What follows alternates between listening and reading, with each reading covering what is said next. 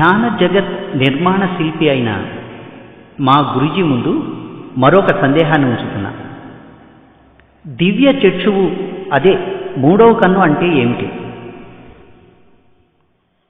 మూడవ కన్ను అంటే ఆత్మ.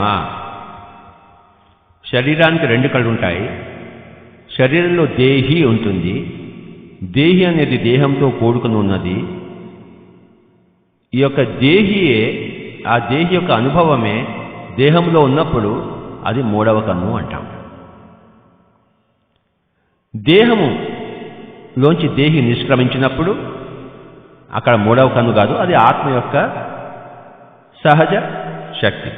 ఆత్మ యొక్క సహజ శక్తి అభివ్యక్తమైనప్పుడు దేహంలో దాన్ని మూడవ కన్ను ఉత్తేజితమైంది అంటారు. అది సంగతి. పత్రిజీ, కుండలిని శక్తి అంటే ఏమిటి? కుండలిని ఉత్తేజితం అవటం అంటే ఏమిటి? ఈ యొక్క ఆత్మ యొక్క శక్తి శరీరంలో అది విశేషంగా ప్రకటితం కావడము కుండలిని ఉత్తేజితం అంటాం. కనుక ఎప్పుడైతే మనస్సు పరిపరి విధాలు ఆలోచిస్తుంటుందో ఆత్మ యొక్క శక్తి క్షీణించిన దశలో ఉంటుంది శరీరంలో. ఎప్పుడైతే మనస్సు యొక్క పరిపర విధముల ఆ యొక్క మనస్సు నిర్మానుష్యమైనప్పుడు ఆత్మ యొక్క శక్తి క్షీణించి ఉన్న ఆత్మ యొక్క శక్తి దేహంలో అది విస్తారంగా ఉత్తేజితమైనప్పుడు దాన్ని కుండలిని ఉత్తేజితం అంటాం. కుండలిని అంటే 3.5 చుట్లలో ముడుచుకుని ఉన్న ఆత్మ యొక్క శక్తి. నీ యొక్క పరిపరి విధాల ఆలోచనల వల్ల సంకల్ప వికల్పముల సముద్రంలో ఈ యొక్క ఆత్మ యొక్క శక్తి 3.5 చుట్లలో ముకుళించుకొని పడుకొని నిద్రాణమై ఉంది అని అంటాం. ఎప్పుడైతే మనస్సు నిర్మానుష్యమైందో, సంకల్ప వికల్ప రహిత్యము చెందిందో, అప్పుడు ఆ 3.5 చుట్లలో ముడుచుకొని పడుకొని ఉన్న ఆ యొక్క విస్తారమైన ఆత్మశక్తి అది విదిలించుకొని మరి ఉత్తేజితమై శరీర వ్యాప్తమై శరీరాన్ని అందులోని అశుద్ధాన్ని దగ్ధము చేసి నాడీ మండలి శుద్ధి చేసి శరీరాన్ని వజ్రపు తునకగా చేస్తుంది. ఈ యొక్క ప్రాసెస్నే కుండలిని ఉత్తేజితము, నాడీ మండలి శుద్ధి అంటాం. అంతకన్నా ఇంకేం లేదు. అది ఒక కవి యొక్క వర్ణన. పడుకొని ఉంది, పాము ఉంది, 3.5 చుట్లు ఉంది, ఇదంతా కవితా ధోరణి. కవిత ఉండాలి కదా. కవిత అనేది మానవుడి యొక్క కూసంత కళాపోషణ ఉండాలి అన్నాడు మరి మన రావు గోపాలరావు గారు సినిమాలో. అలాగా ఆధ్యాత్మిక శాస్త్రంలో కూడా కవితా ధోరణి ఉంది. అందుకనే పాము ఉంది, పాము పడుకుంది, 3.5 చుట్లు ఉంది అని చక్కగా కవిత్వ ధోరణి.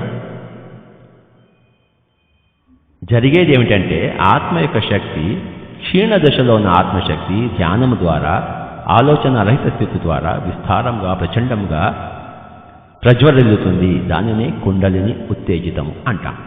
ఓకే సార్, అరిషట్ వర్గాలు అవే అంతర్శత్రువులుగా చెప్పబడే కామ, క్రోధ, మద, మాత్సర్యాలు వంటి వాటిని జయించడం ఎట్లా? మొట్టమొదటిగా తెలుసుకోవాల్సింది ఏంటంటే కామ, క్రోధ, లోభ, మోహ, మద, మాత్సర్యాలు అనేది ఓల్డ్ ఏజ్ టర్మ్స్, అంటే పూర్వపు మాటలు. అసలు మాటలు ఏమిటంటే అంతర్శత్రువులు అని ఎక్కడా లేవు. నిజానికి చెప్పాలంటే ఏది శత్రువు కాదు స్వతహా. కామము కానీ క్రోధము కానీ నీకెంతో మిత్రులు కావచ్చు. లోభము కానీ, మోహము కానీ, మదము కానీ, మాత్సర్యము కానీ నీ ఉపయోగించుకునే తీరులో ఉంది. సమయ అసమయాలను బట్టి, సందర్భ అసందర్భాలను బట్టి అది ఒకసారి మిత్రుడిగా, ఒకసారి శత్రువుగా తయారు కావచ్చు. కానీ నిజానికి వాస్తవానికి మూడిటి గురించి చెప్పుకోవాలి. ఒకటేమో తమో గుణము, రెండవదేమో రజోగుణము, మూడవదేమో సాత్విక గుణం. ఈ మూడు కూడాను మనకి ఒక స్థాయిలో మిత్రత్వాన్ని, ఇంకొక స్థాయిలో శత్రుత్వాన్ని మనకి సమర్పిస్తాయి. ఉదాహరణకు మీరు లా ఆఫ్ డిమినిషింగ్ రిటర్న్స్ అని చూస్తుంటారు. మీకు బాగా ఆకలి వేస్తోంది, ఒక యాపిల్ పండు తిన్నారు, ఎంత బాగుంటుందో యాపిల్, రెండవ యాపిల్ తిన్నారు, అంత బాగాలేదు కానీ చాలా బాగుంది. మూడవ యాపిల్ తిన్నారు, ఏదో యాపిల్ ఉంది. నాలుగవ యాపిల్ తిన్నారు, డోకు వస్తుంది. ఐదవ యాపిల్ కూడా తిన్నారు, శరీరం చెడిపోతుంది. Too much is too bad, అతి సర్వత్ర వర్జయేత్. కనుక తమో గుణము మొట్టమొదటిలో కొన్ని దశల్లో అది మిత్రుడుగా ఉంటుంది. అదే తమో గుణం ఎక్కువైతే అది శత్రుత్వం వస్తుంది. కొంచెం తాగుతాం అనుకోండి, ఆల్కహాల్ చిన్న పెగ్గు తాగితే ఏమీ కాదు, బాటిల్ తాగితే ఏమవుతుంది? కనుక అక్కడ అది శత్రువుగా పరిగణింపబడుతుంది. ఒక పెగ్గు వేసుకున్నాం అనుకోండి, అది శత్రువు కాదు. ఒక బాటిల్ మొత్తం కటకటకట తాగేసామనుకోండి, ఏమవుతుంది? శత్రువు అయిపోతుంది. డబ్బు కూడా, డబ్బు సంపాదన తగు మోతాదులో ఉందనుకోండి, మిత్రత్వం. ఎక్కువ డబ్బు సంపాదించాలనుకోండి, డబ్బు మిమ్మల్ని దాచుని చేస్తుంది. కనుక ఏదైనా కూడాను అతి సర్వత్ర వర్జయేత్. మోతాదుకు మించిన కామము, మోతాదుకు మించిన క్రోధము, మోతాదుకు మించిన లోభము, మోతాదుకు మించిన మదము, మోతాదుకు మించిన మాత్సర్యము, ఇవన్నీ కూడాను. కనుక అవి యాజ్ ఇట్ ఈజ్ స్వతహాగా శత్రువులు కావు. మోతాదు, ఏది మోతాదు? ఎవరికి మోతాదు? ఒకరికి మోతాదు అయింది, ఇంకోటికి మోతాదు కాదు. ఉదాహరణకు ద్రౌపది తన మొగుళ్ళు 5గురికి కూడాను భోజనం వడ్డించినప్పుడు భీముడికి ఎక్కువ వడ్డించేది. ఎందుకంటే భీముడికి ఎక్కువ కావాలి, మిగతా వాళ్ళకి అంత అక్కర్లేదు. కనుక శరీరాన్ని బట్టి మోతాదు ఉంటుంది. మరి ఏ మోతాదు ఎవరికి సరిపోతుంది అనేది ఒక మనిషి ఇంకొక మనిషికి చెప్పజాలడు. ఏ మనిషి తనకు తానే తెలుసుకోవాల్సిన స్థితి అది. కనుక ఈ యొక్క అంతర్శత్రులు అని చెప్పేసి దాన్ని ఏదో పెద్ద భూతత్వంలో చూపించేసి సర్వనాశనం చేశారు మన భారతదేశీయ ఈ యొక్క వేదాంతులు. దానికి విరుద్ధము సంపూర్ణంగా pyramid master. My dear friend, కనుక అంతర్శత్రులు అనేది ఎక్కడా లేదు. కనుక మనసుని ఎవరో నాకు అంతర్శత్రువులు ఉన్నారు, వాళ్ళని అధిగమించాలి అన్న అదేదో మీరు నికృష్ట జీవనానికి అవన్నీ సోపానాలు అవుతాయి, నాంది పలుకుతాయి. ఏది శత్రువు కాదు, అంతా చక్కటిదే. ధ్యానం చేస్తే చాలు, పుస్తకాలు చదివితే చాలు, సజ్జన సాంగత్యం చేస్తే చాలు. చేయవలసిన దాన్ని చేస్తే మనలో ఏవైనా ఒకటి పోగొట్టుకోవాల్సి ఉంటే అవి తమంతట తాము పరిగెత్తుకుంటూ పోతే వాటి గురించి మనకి చింతయే వదదు. పోగొట్టుకోవాల్సిన వాటి మీద దృష్టి పెట్టవద్దు, సంపాదించుకోవాల్సిన వాటి మీద దృష్టి పెట్టండి. అది సంగతి. జీవితాన్ని సరియంగా చేసుకోవడం విధానం. నీ లోపల ఏది లేదో అది సమకూర్చుకోవడం. ధ్యానం లేదు, ధ్యానం చేయాలి. పుస్తకాలు చదవటం లేదు, సరైన పుస్తకాలు చదవాలి. సరైన మిత్రులు లేరు, సరైన మిత్రులతో ఉందాం. అప్పుడు మీరు అంటున్నారే ఈ యొక్క అంతర్శత్రువులని, అవన్నీ మఠమాయమైపోతాయి. వాటి గురించి చింతే వలదు. గురూజీ, ధ్యానం చేస్తున్నప్పుడు ఏవేవో అనుభవాలు వస్తున్నాయి. అప్పుడు శ్వాస మీద ధ్యాస ఉండటం లేదు. అలాంటి సమయాల్లో ఏం చేయాలి? ధ్యానంలో ఉండేటప్పుడు ఏవేవో అనుభవాలని చెప్పి చిన్న చూపు చూడవద్దు. అనుభవాల కోసమే ధ్యానం ఉంది.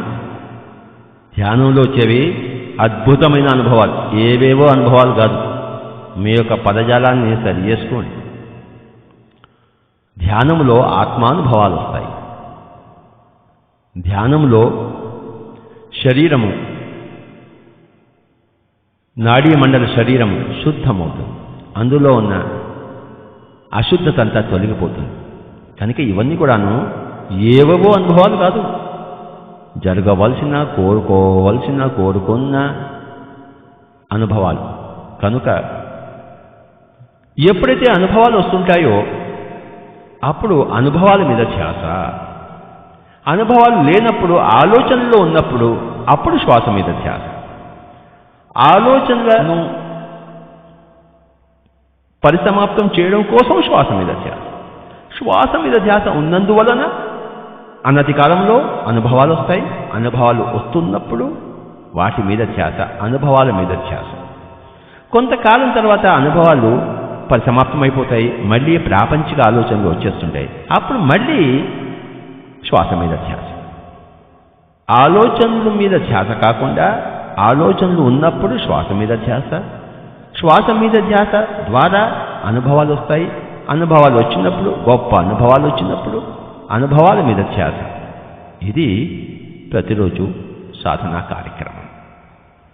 గురూజీ, ధ్యానంలో వచ్చే ధ్యానానుభవాలు విశ్లేషించి చూడవలసిన అవసరం ఉందా? దయచేసి కొంచెం చెప్పండి. ఎప్పుడూ ఉండదు. ఇవాళ అనుభవం వచ్చింది, శుభ్రంగా మర్చిపోండి, మళ్ళీ క్రికెట్ ఆడుకోండి. ఇండియా ఆస్ట్రేలియా మ్యాచ్ చూడండి పోయి. రేపు మళ్ళీ ధ్యానం చేయండి. ఇవాళ ఏం జరిగిందో దాని యొక్క నెక్స్ట్ స్టెప్ వస్తుంది. ఇవాళ వచ్చింది ఒక అనుభవం వచ్చిందనుకోండి, ఏబిసిడి అనే ఒక అనుభవం వచ్చిందనుకోండి, మీరు ఉత్తరోత్తర చేసే ధ్యాన సాధన వల్ల EFGHIJKLMNOP అన్న అనుభవాలు వచ్చిన తర్వాతే మీకు ఈ ఏబిసిడి యొక్క అనుభవాల యొక్క పరిజ్ఞానము, దాని యొక్క అందము చందము మీకు తెలుస్తుంది. అంతవరకు తెలియదు. కనుక మీకు ఏబిసిడి అనుభవాలు వచ్చినప్పుడు దాని గురించి ఎవరిని అడిగినా, ఎవరు చెప్పినా మీకు ఏమీ అర్థం కాదు. కనుక ఏబిసిడి అనుభవాలు ఉన్నవాళ్ళు పరంపరగా EFGHIJKLMNOP దాకా వెళ్ళినప్పుడు ఆ MNOP అర్థం కాదు, ఈ ఏబిసిడి అర్థం. MNOPలో ఉన్నప్పుడు ఇంకా ముందుకెళ్ళి XYZ దగ్గరికి వెళ్ళినప్పుడు ఈ MNOP అర్థం అవుతుంది. మీరు XYZలో ఉన్నప్పుడు మిగతా వాళ్ళకి ఏబిసిడి నేర్పించినప్పుడు మీకు మీ XYZ అర్థం అవుతుంది. ఇలా సాగుతుంటుంది అనమాట హనుమంతుడు తోకలా. పత్రిజీ, ఆధ్యాత్మికత అంటే ఏమిటి? దయచేసి కొంచెం వివరించండి. హాయిగా ఆనందంగా జీవించడం, ఎప్పుడూ ఏడవకుండా ఉండడం, ఇంకోళ్ళ పర్సనల్ జీవితాల్లో వేలు పెట్టకుండా ఉండడం, ఇదే ఆధ్యాత్మిక జీవితం. పత్రిజీ, మరి బుద్ధత్వం అంటే ఏమిటో కొంచెం తెలపండి. రెండు ఒకటే. ఆధ్యాత్మికత అన్న బుద్ధత్వం అన్న రెండు ఒకటే. అది వేరే ఇది వేరే కాదు. క్రైస్ట్ కాన్షియస్నెస్ అన్నా, బుద్ధత్వం అన్నా, కృష్ణ కాన్షియస్నెస్ అన్నా, కాస్మిక్ కాన్షియస్నెస్ అన్నా, ఆధ్యాత్మికత అన్నా, ఎన్లైటన్మెంట్ అన్నా, రిసరెక్షన్ అన్నా, సాల్వేషన్ అన్నా, మోక్షం అన్నా, అపవర్గం అన్నా, నిశ్రేయస్సు అన్నా, ఇవన్నీ కూడా పర్యాపదాలు, ఆల్టర్నేట్ టర్మ్స్. సార్, ఆత్మ సాక్షాత్కారం పొందటం అంటే ఏమిటో కొంచెం వివరిస్తారా? నీ యొక్క కర్మలకు నువ్వు సాక్షిభావం పొందడమే ఆత్మ అంటే కర్మలు. ఆత్మ సాక్షి అంటే విట్నెస్. అంటే నీ యొక్క కర్మలకు నువ్వు విట్నెస్ కాన్షియస్నెస్ని, సాక్షి తత్వాన్ని పెంపొందించుకోవడమే, దాని యొక్క ఆ స్థితికి రావడమే ఆత్మ సాక్షాత్కారం రావడము. యోగి పుంగవులైన మీరే ఈ సందేహ నివృత్తి చేయగలరని మీ ముందు ఉంచుతున్న ఈ సందేహాన్ని, ఒక యోగిని గుర్తించటం ఎట్లా? నువ్వు యోగి అయితే ఇంకొక యోగిని గుర్తించగలవు. నువ్వు కార్పవ్ అయితే కాస్పరోని గుర్తించగలవు. నువ్వు బిస్మిల్లా ఖాన్ అయితే పండిత్ రవిశంకర్ని గుర్తించగలవు. నువ్వు యోగివైతే ఇంకొక యోగిని గుర్తించగలవు. అన్యథా శరణం నాస్తి. గురూజీ, స్వర్గం నరకం అన్నవి నిజంగా ఉన్నాయా, లేక అవి మానవ ఊహాజనితాలా? స్వర్గము నరకము అనేది ఎప్పటికప్పుడు ప్రతి క్షణము మనము అనుభవిస్తున్న స్థితులు. అవి లోకాలు కావు, స్థితులు. మన ఆలోచన ధోరణి, మన జీవిత సరళి, వాగ్ధోరణి సరిగ్గా ఉంటే ఆ సరి అయిన ఆలోచన ధోరణి, జీవిత ధోరణి ద్వారా స్వర్గము అభివ్యక్తం అవుతూ ఉంటుంది. మన ద్వారా మన చుట్టుపక్కల విస్తరించి ఆ చుట్టుపక్కల ఉన్న స్వర్గంలో మనం మళ్ళీ జీవిస్తుంటాం. ఎలాగైతే నా నోట్లోంచి మాటలు వచ్చాయో నా మాటలను మళ్ళీ నా చెవులే స్వీకరించి నేను వింటున్నాను, అలాగే నా యొక్క కల్పనే నా సృష్టిలోనే మళ్ళీ నేను జీవిస్తూ ఉంటాను. నా మాటలు నేను వింటం లేదు, వింటున్నానా లేదా? అలాగే అంటే మీరు సృష్టిస్తున్న నరకంలోనే మీరు జీవిస్తుంటారు, మీరు సృష్టిస్తున్న స్వర్గంలోనే మీరు జీవిస్తుంటారు. ఇప్పుడు నేను మాటలు మాట్లాడుతున్నాను, మాటలు మాట్లాడడం మానేస్తే నా మాటలు నాకు వినపడతాయా? మాటలు మాట్లాడుతున్నంతసేపే నా మాటలు ఉంటాయి, ఆ మాటలు మరి నా చెవిన వినపడుతూ ఉంటాయి. నేను మాటలు మాట్లాడడం మానేశాను, ఇప్పుడు మాటలు ఉన్నాయా? లేవు కదా. అలాగే స్వర్గము కానీ నరకము కానీ అది ఎప్పుడు కూడాను మీ ద్వారా అభివ్యక్తం అవుతుంటాయి. అభివ్యక్తమైన ఆ యొక్క చుట్టుపక్కల ఆ యొక్క స్వర్గ పదార్థంలో, నరక పదార్థంలో మళ్ళీ మనం జీవిస్తుంటాం. ఎలాగైతే నా మాటలు నా చెవుల ద్వారా నేను వింటున్నాను, చక్కటి బాగా ఉన్నాయనుకోండి నా మాటలు, నా చెవులు దాన్ని స్వీకరిస్తాయి. నా మాటలు బాగాలేదనుకోండి, నా చెవులే వాటిని స్వీకరించవు. దీనినే విశ్వనాథ సత్యనారాయణ గారు ఏమన్నారంటే, నోరు పలుకుతుంటే నొసలు వెక్కిరిస్తుంటుంది. అంటే నువ్వు సరిగా పలకలేదనుకోండి, నేను సంగీతజ్ఞుని అనుకోండి, నేను సంగీతం పాడుతున్నాను, అపస్వరాలు వచ్చాయి, నాకే బాగుండవు, నా నొసలే నన్నే వెక్కిరిస్తుంది. చూశారా? అంటే ఏంటి, నా యొక్క అపస్వరం ద్వారా నేను ఒక నరక స్థితిని సృష్టించుకున్నాను. ఆ నరక స్థితిలో నేను ఉన్నాను. చక్కగా సుస్వరం పలికాను అనుకోండి,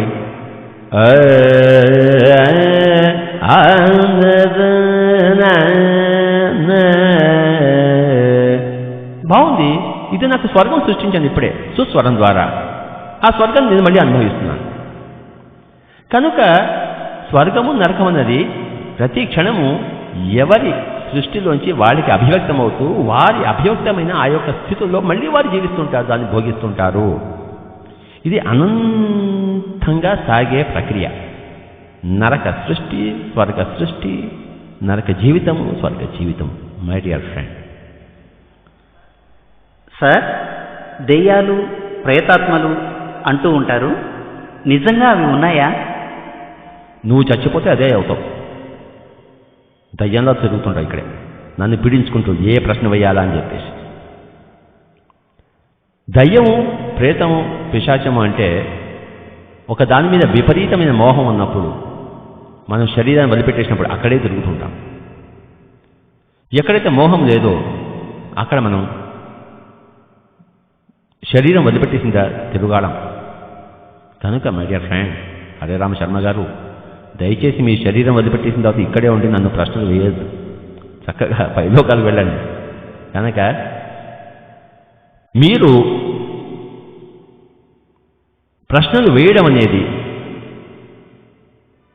ఏ మనిషి అయినా కూడాను ప్రతి ఒక్కడు నా ప్రశ్నకు జవాబు చెప్పండి అంటాడు. అదేదో వాడు ఏదో గొప్పవాడైనట్టు. వాడి ప్రశ్నకి జవాబు చెప్పబోతే పక్కవాడి హీనుడైనట్టు, పక్కవాడి వీడి ప్రశ్నకు జవాబు చెప్పగలిగినట్టు. గుర్తుంచుకోండి, ప్రశ్నలు వేయడం అనేది